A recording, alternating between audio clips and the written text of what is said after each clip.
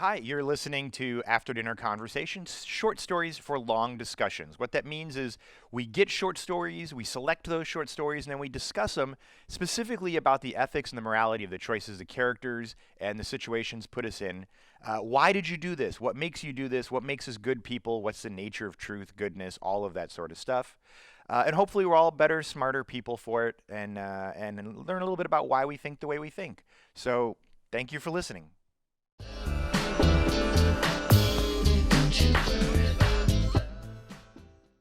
Hi, and welcome back once again to After Dinner Conversation, short stories for long discussions. I am your co-host Colby here with Ashley. Hello. And Jeremy. Hi. And Sarah. Hello. Hey, guys. And our story this time is In Their Image by Abra Staffin-Wiebe. I'm going to go with that. I should also mention that we've got our website, afterdinnerconversation.com. Like and subscribe. That way you're not having to dig for this. We've got monthly magazines. We've got anthologies. You can go to Amazon or Kobo or Barnes & Noble online or a whole bunch of places. But if you go to our website, that'll direct you to everything as well. Okay, so In Their Image, do you guys have a pronunciation for this? I've only ever messaged the person. Abra or Abra? What do you think? Probably Abra. All right, we'll go with Wiebe? Yeah. I don't know. We'll go with that. All right, so this is another pretty unique story. This one is about a preacher who is an a lot of things, as she describes herself. An ex-Marine, an ex-atheist, an ex-drunk, an ex-mother because her kids won't talk to her. And she gets sent to another planet, a planet that is inhabited by essentially 7-foot teddy bears that are actually another species. They're not like living teddy bears or something like that, but they look like teddy bears. And they come in different colors. And she is sent there by her ministry because the teddies is what she calls them. They have another official name, but everyone refers to them as teddies. They have built a church with using money from the mining operation that the humans have there, I think. And so she has been sent to the church to congregate or be a pastor. For both the teddies and for the humans that work in the mine. Right, yeah, to improve morale and increase intergalactic relations and whatever. And so she goes there and she meets a teddy when she gets off, and he's like, "Here is your place. This is your thing. Like, please, do your ministry." And so she has her first week, and 5 humans and 1 teddy show up? Every single week. Right, every single week. And it's always a different 5 humans and 1 teddy. Correct. And so eventually, and it never takes off. It's always exactly 6 people, but always a different 6. And then the church higher-ups come, and they're like, "Look, this isn't really panning out. Like, you're not getting more people, so we're going to cut your salary for the church." At that point, she decides to go and see what the Teddy's church is like, what their faith is like, and she goes and sits there, and they kind of give her weird stares of like, "Why are you here?" And it's mainly for her to get ideas of what's working in this other church on this planet because she's failing, obviously. Yeah, like what are they teaching that's so compelling that I can't compete with, right? Yeah, she calls it checking out the competition. Right, yeah. Checking out the competition. And there's nothing particularly special about what they're doing. It's not fire and brimstone then. It's much more like, you're doing good, life is good, keep being awesome sort of thing. She then gets distracted and wanders into an area of the church after the sermon's over and sees a younger teddy basically lay down on a platform and get a knife put into its throat to be killed. And she is like, "Oh my God," freaking out, obviously, as you would if you saw your favorite teddy bear get murdered. And then dismembered. Oh, that's right, and then dismembered. They cut off the head afterwards, don't they? Yeah, and all the blood goes into a bucket. And because she knows something weird's going on, a child walks in shortly after they did it and is like, "What's going on?" And they're like, "Hey, guys, did you get lost from your mom? We're just helping this person, like, reincarnate, basically." Yeah, back to the wheel. Thank you. Yeah, which is their version of sort of calling reincarnation. Then the kid thinks nothing of it. Like, nobody's traumatized, nobody's hiding anything. And the kid goes on back to his mom like it's no big deal. Well, the reason why it wasn't a big deal is because their whole religion is about find your purpose Right. and live your purpose. If you can't find your purpose in this current life, you need to be reincarnated into a new version of yourself until you find your purpose. And their whole church's ideal is that God will show himself once everyone is living their purpose. So that's why some people, they don't want to drag down the group. They will voluntarily go get killed to try again. Right. And that's what her sidekick helper Teddy explains to her after the she sees the murder and everything. He follows her around. He's like, "Why did you come to our church? That's not your purpose. Your purpose is to minister at your church." And so eventually he sort of explains their religion to her better, which is exactly what you're saying, Ashley, right? That God will return when everyone has fulfilled like their part of God by fulfilling like their purpose, kind of like, kind of Zen in a way, I guess, which I'm sure we'll talk about. And so she decides that she is going to start feeding the hungry because she can't get anyone to show up to her church anyway. And that freaks out her helper, Teddy, who's like there helping her out and like assisting her. Because it's not her purpose. Right. It's not her purpose to feed the poor. It's her purpose to like give speeches in a church, to preach. Yeah. Right. And on top of that, of course, the people that are hungry, it's their purpose to starve. And so feeding them is sort of going against like their purpose. Although they seem okay taking the food, so maybe they don't think it's their purpose, but society seems to. And so she explains to him in their sort of discussions, the Teddy helper, that like, look, we have free will, and I'm choosing to do this, and you can either do it or not. And so this helper, Teddy, who's still trying to find his purpose, decides at the end of the story, like, I found my purpose. My purpose is to understand and study free will. And so the story kind of ends with her having sort of an unsuccessful church, but a successful sort of helping of the poor mission. And that's how the story ends pretty much. Did I miss anything? I think that... Oh, the Teddies give off smells based on if they're angry or sad or disappointed. Right. Yeah, so you can kind of smell their mood, which I thought was kind of a cool touch. I think her reason for feeding the poor was her way of acting godlike. I just wanted to touch on that a little bit. It wasn't her just being like, well, this is what free will is. She was still doing it in the name of God, right? Helping out your fellow man. It wasn't just her wanting to choose to do it on a whim. Yeah, it's a good point. What'd you guys think over there? Oh, you got a cat messing with you there. Yeah. Yes. Yeah. No, the story was really good. I did like, I guess, what the author's trying to say here. Kind of this idea, the dichotomy of purpose against free will. Uh-huh. I feel like we've not addressed this, but this has been a topic in a few stories that like a tertiary topic, yeah.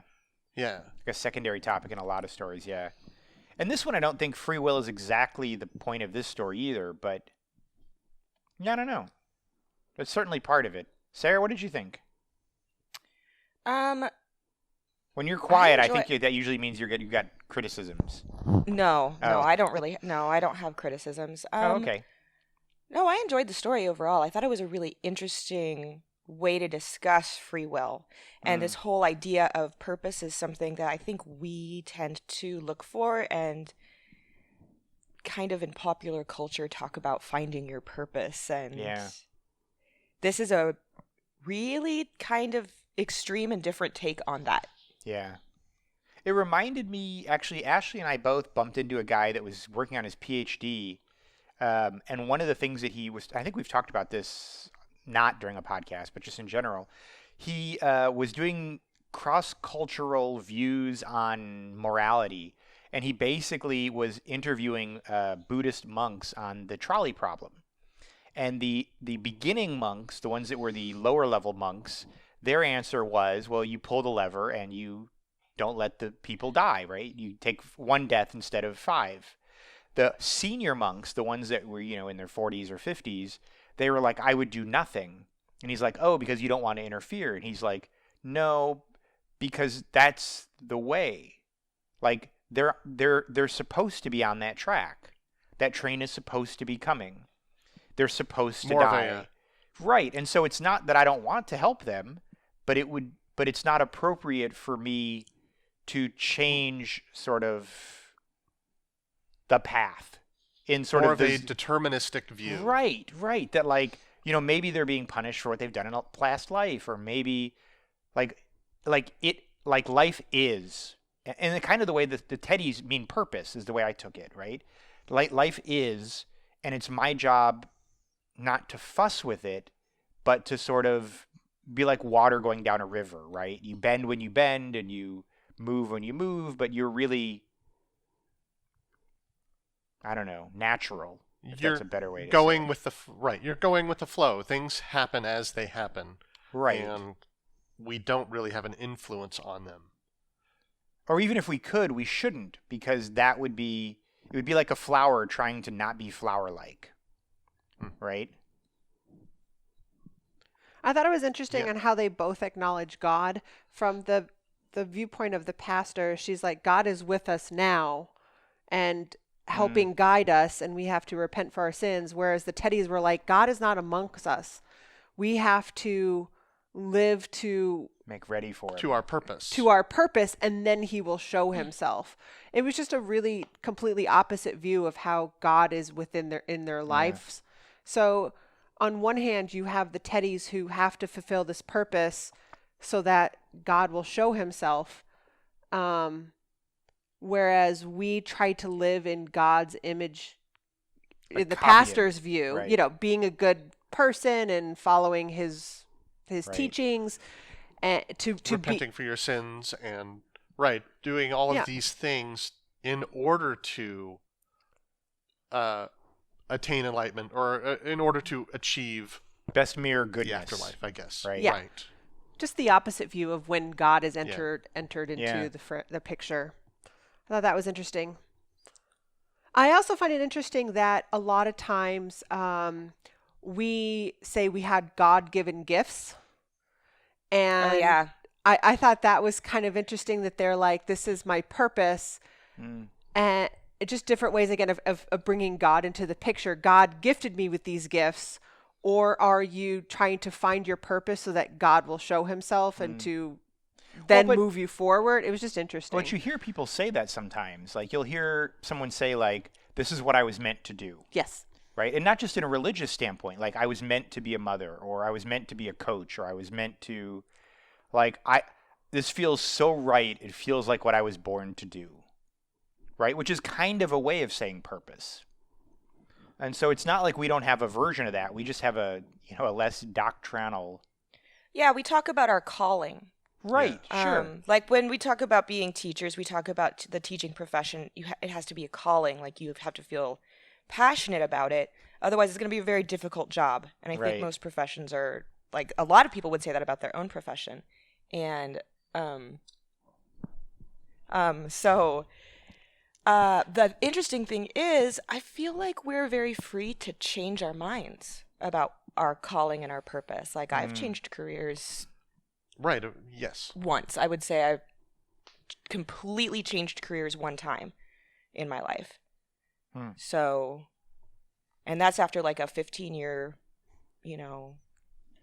professional career in dance, and then switching to education. And wait a minute, you had a 15-year professional career in dance. 15. And wait a minute, and Jeremy still beat you at the dance game. That's what I'm saying. Like, I was a competitive Irish dancer for my entire life, and then went and, got my degree in dance and owned a dance studio. Got schooled in Switch. Got schooled Just in the Dance. Dance video game by Jeremy. Wow. Yeah. That's not good. So I will just confess, and maybe it's because of my background in archery, maybe, or I don't know, I don't know, whatever it is. I'm like 70% of the way to like agreeing with the Teddy's religion. That there's a purpose. Yeah, 70 or 80% of the way. A singular purpose? No, I think it can change. Okay. But I think but I think so. One of the things that there's this book so obviously I shot archery for years and years, competitively, and one of the things they talk about in the book Zen and the Art of Archery is the guy says, how do you know when to let go of the arrow? And he says, have you ever watched like dew roll down a petal, like a leaf? It goes to the end of the leaf and it gets heavier and heavier and heavier. Like, how does it know when it's time for the drop of water to fall off? It just is. Like, it could have been earlier, it could have been later. Like, it was just the exact moment it had to be. That's when you let go of the arrow. And I feel like that idea feels really true to me sometimes. Like I know, like, the first time I walked into a classroom to teach, I was like, oh, yeah, no, this is what I was born to do. This is where I belong. This is it. Like, I might not always get to do it. I might not always be good at it. I might whatever, but like, this is it. I just, yeah, like, what was I doing before I was wasting my time? Somehow I knew you were going to say that because of Fight Club. And here I am referencing Fight Club. You love the fact that the guy intimidates the stranger and is like, are you living your life to your fullest? Scene. Yeah, are you going after your dreams, what you were meant to do? And if I find you in 1 year and you're not doing that and pursuing that, I will hunt you down. And I was like, oh, Colby's a teddy bear. Like, as soon as I realized that people needed to have this purpose and this kind of dream and aspiration that they had to obtain or go for, like they weren't doing some other job, like everyone there is living their passion, and which sounds like a wonderful way to live. Yeah. But I was like, this is totally I'm gonna a relate Colby. this to a movie that you saw then. This is the same thing with The Matrix when he goes and talks to the Oracle. And she says, being in love is like being the one. Like, you know because you know, and there's nothing I or anyone else can tell you that's going to convince you otherwise. Like, I feel like that happens. But I'm saying Teddy World is your ideal world. Yes. Because it's pretty close. Really irritated. He gets so irritated if someone is not living up to their passion, if they don't have a passion, if they're just flounders. He can't handle it. It's the murder part that I'm the 20% on with that story. Right. It's the only part. And honestly, the criticism would then be that in the Teddy's world and in their religion, the forcing to kill the people because they haven't found a purpose is they're falling victim to the dogma of their religion as opposed to living to the purpose of their religion. So that would be the criticism. You sort of brainwashed your followers to choose to believe they should die because they're frustrated and can't figure out what to do. Right. Forsake your life rather than your purpose. Right. Yeah. Although I feel like it's a gentler version of the Rainbow People of the Glittering Glade one, right? Like in that one, the society decides that you aren't fulfilling your purpose, and so you don't get the antidote, and so you go off and you become a stone person in the desert. Yeah. In this case, you decide you're not fulfilling your purpose, and you choose to die thinking, maybe wrongly, that you're going to get reincarnated. Boy, you'd hate to find out that there was like some mail waiting for you. They're like, if I'd only gone to check my mail, like I would have gotten into that, and I would have gotten my acceptance to that engineering school. Oof, that's rough, Colby. Right? Well, that's one day too late. That's a tragedy. And that's the other problem I had with the culture. Even though this is my 20%. One, the murder part, but two, I think the idea that there's a singular purpose for a person. The first person she meets that walks her to the church is another human, and she's like, "Well, what do you do?" It's like, "This is what I do." Right. That's it.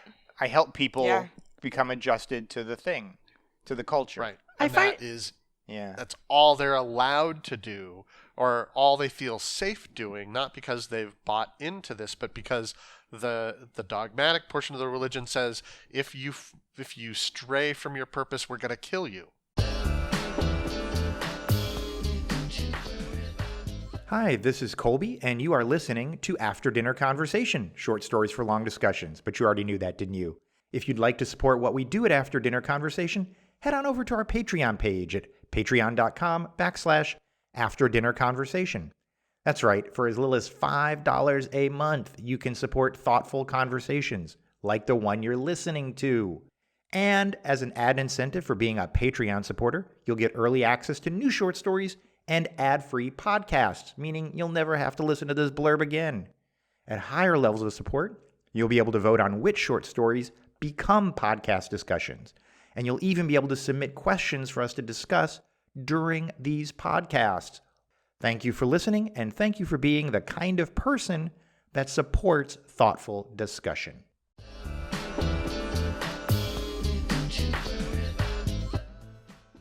Right. That's it. I help people Yeah.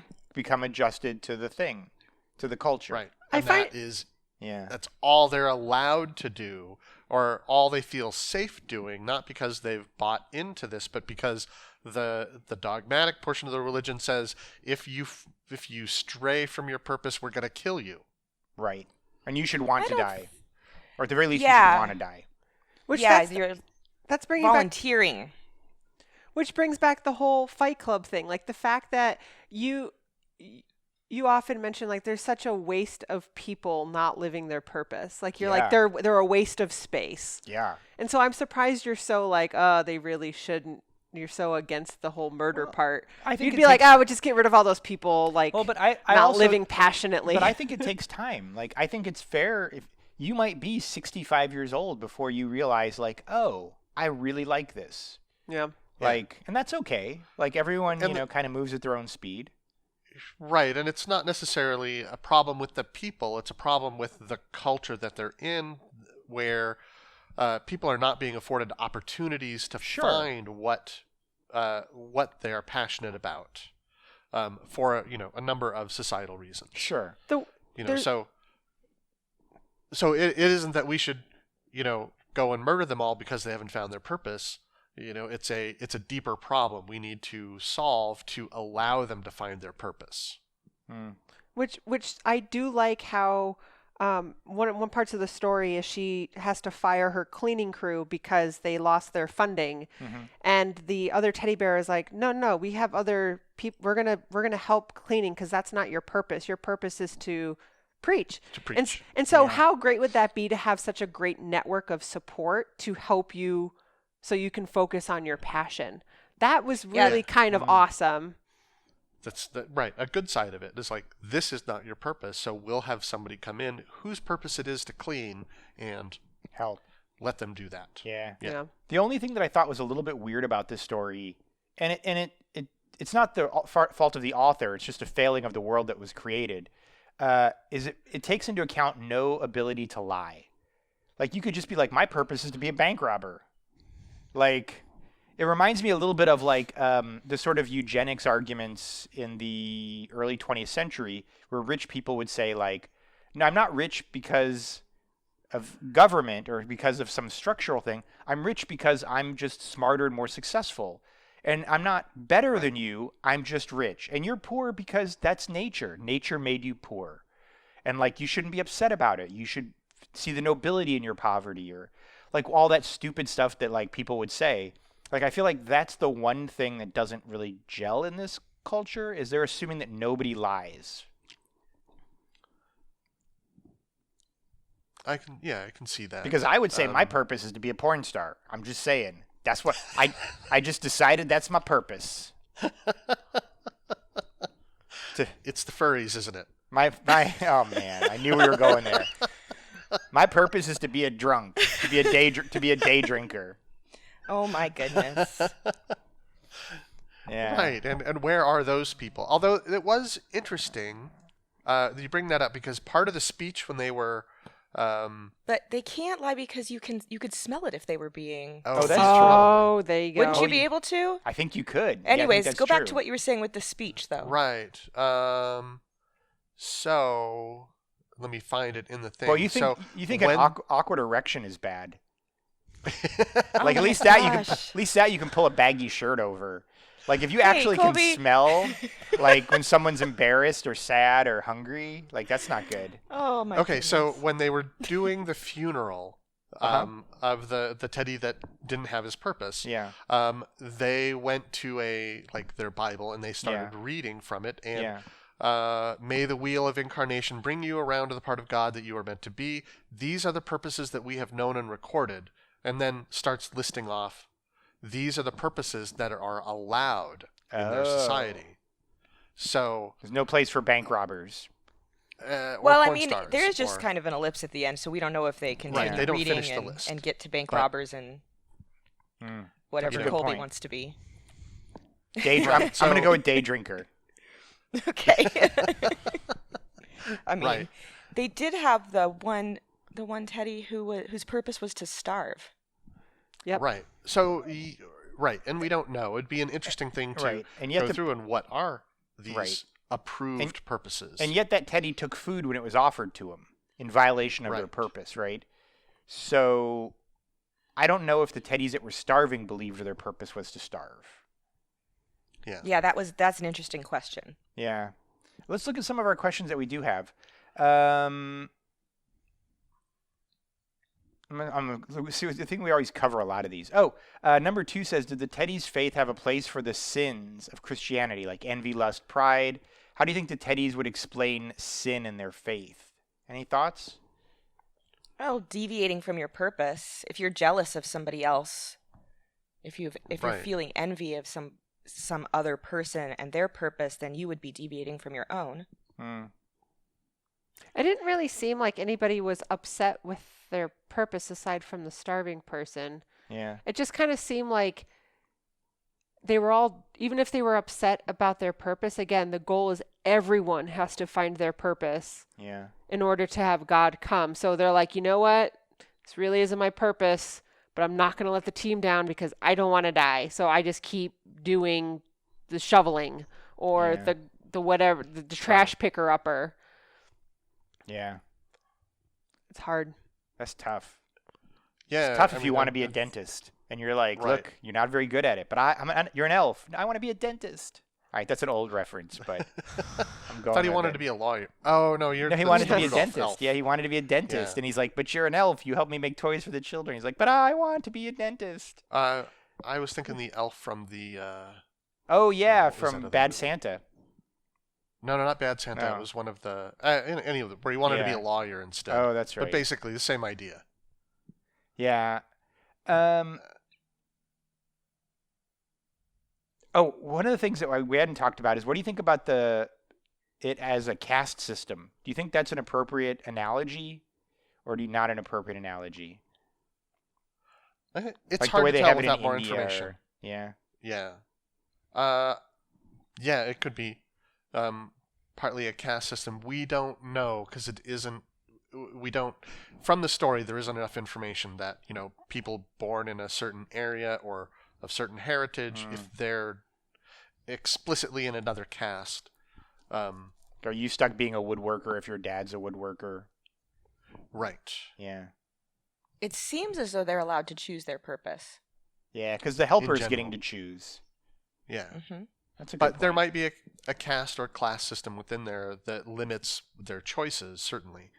Maybe but some aren't allowed to choose. Maybe some are assigned based Yeah. on their parentage. Or I also wondered, so if the goal of society is to find your purpose, then and that's the most noble thing you can do, I think it's at least potentially implied that all purposes are of equal value, right? Like if your purpose is to be a dentist Yeah. or a garbage man or a rocket scientist, the nobility is in finding what you were meant to do, not in what that happens to be. Yeah, you're celebrated for just Right. having just found it, no matter what Yeah. it is. Right. right. So in and that then sense, it might be the whatever opposite of a caste system, I guess. But yeah, well, or that the compensation isn't yeah, in a class sense, that everything is compensated the same, yeah, or something like that. That would Yeah. be interesting. yeah. Sarah, you're kind of quiet on this one. I've got more questions, but is there anything you've been wanting to jump in now after you read it? Oh, mostly I'm just sitting here nodding and agreeing with the three of you. Okay. All right. I didn't want to cut you off. So No, not at all. One thing I did wonder about with the story is the idea of what the Teddy says to the preacher, like, your job is to preach. You are a preacher. That is your purpose. And I never really exactly hear the preacher say, like, my job isn't to preach. My job is to do good or do God's will. You think it's to preach, but you're just wrong in what my purpose is. And that's only part of this purpose. Right. My Right. purpose is to feed the hungry, to clothe the naked, to, To minister to right. And ministry, population. right. Ministry is an act, not a vocalization. Right, and so it brings into question what is the organization of the Teddy Church, and how is that different from a human church that they don't understand what a ministry encompasses. Right. So, because one would think that, if their churches are built in a similar fashion, it isn't just preaching that the preacher does, that they have other obligations and other Right. purposes. Yeah. That's one of the things that I thought was a bit strange about the story. I liked it, but I mean, the thing that confused the Teddy is that instead of preaching, she was living her faith, right? And yet, the very thing that Teddies do that frustrate her is that they attempt to live their faith. In this case, though, living their faith means fulfilling their purpose. She is living her faith too, but he can't change the box that he imagines what a preacher does, right? And Right. that's the problem. Well, that kind of, do as I say, not as I do. You can be a preacher and preach all day, but then behind the scenes, you do the opposite of everything Yeah. that you just preached about. It's like, Yeah. what defines being a preacher? Right. Is it what you say or is it what you do, sort of thing? Yeah. Yeah. Well, I think the narrator allowed herself to be labeled a preacher as soon as she arrived, Yeah. not really realizing that that was going to be a very limiting label. Right. And it was hard for them And to so understand that was not the right label exactly for her. Exactly. Yeah. But And again, this probably all could have been resolved by just having a conversation. Right. It seems Like, no, here's all the things I'm supposed to do. It's interesting, though. It seems like she's thrived off labels because I'm an ex-alcoholic, I'm an ex-military, I'm an ex-mother, and she kind of thrives in that. Like, even when she threw out the bottle, she had a bottle of alcohol, and she threw that out, like, in a way of saying, I am not an alcoholic. Again, I'm not this label, in a way. So it's labels in its own way as well, then. Like, she labels herself the same way the Teddies label themselves. Mm-hmm. Just it's a softer label. Yeah. All right, last question, then we'll wrap this one up. The narrator tells Saul, without the difficulty of choices, our actions would be valueless. Do you agree with that statement? I think it goes back even to what you talked about with the monks, where they've removed the option of choice from themselves. Right. They're not choosing, or specifically they're choosing to not interfere. So maybe that does add value to that decision anyways, or to their inaction. I mean, you lost me. You got to repeat that in a simpler way. Sorry. I know. So, but they're choosing not to interfere. Yes. So to them, it still gives value to that choice. Even though for them it's not a hard choice. Right. Okay. Um, Yeah, I don't know So- if I don't know if I agreed with her Yeah. statement. Because like one of the things I think about is like, when you're a novice, you see many choices. Right? Think of a chess game. When you're a novice, you see many choices. When you're an expert, you see only one. Right? And so I think that doesn't take away the value of the choice you're making. In fact, it makes it maybe even a better choice because you now know this is what I must do. And I feel like that, I don't know, I just didn't buy the free will argument, like the way she phrased it, maybe. I feel like the thing that makes choices have value is that they help others and that, maybe they take courage on your part. yeah, I can agree with that. Yeah. I think the only thing that would change that is if you are directly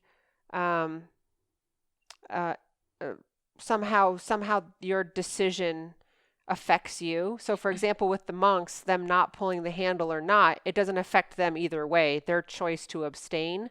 Yeah. So I think the value must go into the choice if it's going to directly impact you. Like it's got to be to your detriment emotionally or psychologically. or to your something. benefit. And I think that's where that choice making comes into play. If that is attached to it, somehow it's going to affect you. I don't know. I know that guy's going to get a PhD just because of that monkey he talked to.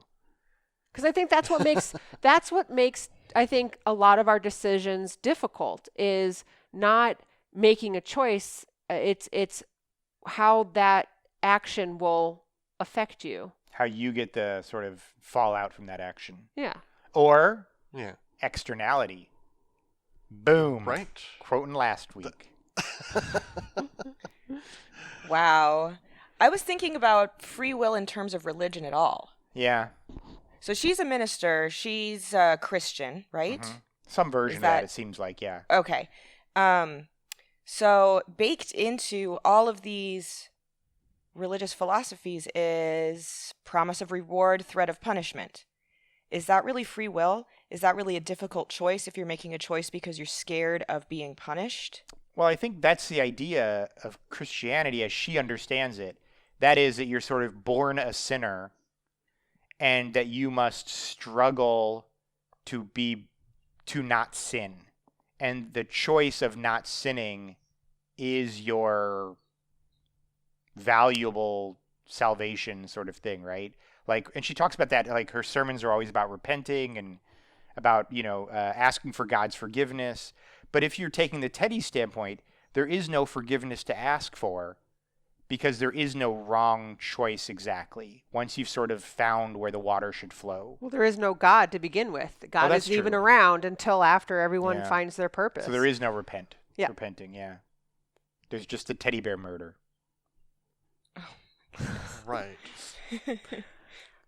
When Jeremy, you gave you me have a very thoughtful, I don't know if it's early in the morning or this is just really, it's just a lot to yeah, unpack. a little early in the morning. There's a lot to unpack. I don't know. We could go in a lot of directions with this in terms of what a choice means and and the value of our actions. Where you're even talking about what's the internal. There's only value if it affects you, but in the trolley sense, there is value in your choice in how it affects others, Even if you're indifferent. Even if you're indifferent. That's a good point. I don't know. It's a good story. If nothing else, it brings up a whole different way to look at things, which is really kind of cool. Like that isn't. It's not like a variation of Christianity or a variation of what we do. Mm-hmm. I feel like it's kind of like the reverse almost in a way. It's like put God first and then you'll find your passion and ease in life, whereas the teddy bears are like find your passion and then you'll find God. Right. It was kind of reversed. I don't know. Yeah. Yeah. All right. Well, we'll call this one quits. It's a great story. Okay, so afterdinnerconversation.com. Like and subscribe. Check out our monthly magazine. It's only $1.95. Come on, like that's the cheapest magazine you'll ever get. Patreon. Patreon. Oh, that's right. I totally forgot about the Patreon subscriptions. Thank you. And our monthly and our anthologies, which are all on Amazon. You can order print copies, and they all come with discussion questions and all that. So thank you for joining us. Bye, guys. Bye.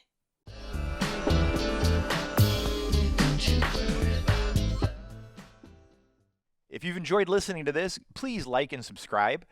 It helps us out a ton. The vast majority of people haven't liked and subscribed, which means maybe it shows up in your algorithm, maybe it doesn't. So don't leave that to chance. Just go ahead and hit that button, and we'd sure appreciate that. And that way we can keep doing what we're doing, and you're not left to the whims of some algorithm. Thanks.